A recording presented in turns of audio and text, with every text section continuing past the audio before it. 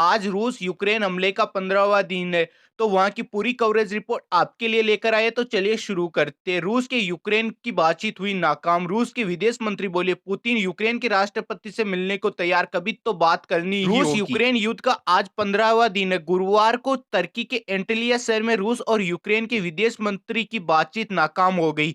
रूस विदेश मंत्री सर्गो लावरोव ने कहा कि बातचीत में हम किसी भी नतीजे पर नहीं पहुंच सके। सीज फायर पर तो बातचीत भी नहीं हुई। यूक्रेन राष्ट्रपति व्लादिमीर जेलेंस्की चाहे तो हमारे हमारे प्रेसिडेंट व्लादिमीर पुतिन उनसे मीटिंग को तैयार, आज नहीं तो कल बातचीत तो करनी ही होगी। मोरियोपोल मेनेटी अस्पताल पर रूस का हमला। यूक्रेन के राष्ट्रपति व्लादिमीर जेलेंस्की ने कहा कि मोरियोपोल अस्पताल पर रूस ने हमला किया। लोग बच्चे मलबे में दबे। अत्याचार। दुनिया कब तक आतंक को नजरअंदाज करती रहेगी? फौरन ही फ्लाई जोन घोषित किया जाए और हत्याएं बंद की जाए। आपके पास ताकत है, लेकिन ऐसा लगता है कि हम इंसानियत खो रहे हैं। अमेरिका की वोटिंग। अमेरिका ने चेतावनी दी कि रूस सेना यूक्रेन पर केमिकल अटैक कर सकती है।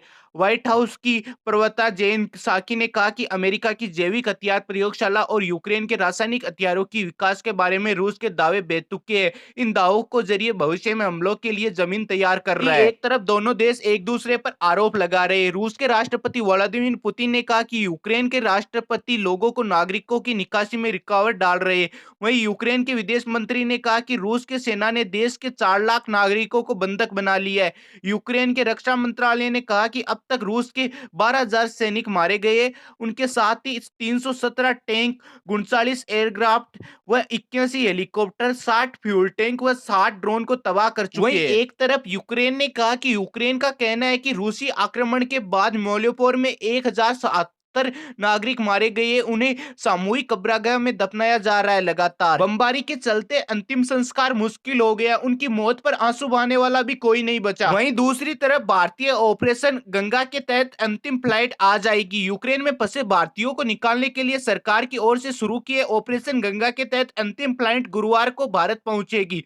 इसमें यूक्रेन समेत शहर में फंसे 600 भारतीयों को वापस लाया जाएगा। ऑपरेशन गंगा करीब 12 दिन से शुरू किया गया था। इसके तहत यूक्रेन में विदेशी इलाकों में फंसे करीब 17,000 भारतीयों को वापस लाया गया जा चुका है। इनमें ज्यादातर स्टूडेंट शामिल है। ऑपरेशन गंगा के तहत अंतिम फ्लाइट रोमानिया की राजधानी बुरकोरेस्ट उड़ान भरेगी। हालांकि भारतीय मिशन उन भारतीयों पर भी नजर रख रहा है जो दूर दराज के इलाकों में फंस हो चुके हैं। सरकार ने भारतीयों को रोमानिया, पोलैंड, हंगरी, स्वालियो और मोल्डोवा के रास्ते निकाला। यूक्रेन में फंसे भारतीय इन देशों की सीमा के सड़क मार्ग से पहुंचे और वहां रजिस्ट पॉइंट से इन देशों में प्रवेश किया। रोमानिया के 8,000 भारतीयों को निकाला है। देश और दुनिया की किसी भी खबर पाने के लिए हमारे इस चैनल को सब्सक्राइब करके बेल आइकन प्रेस कीजिए।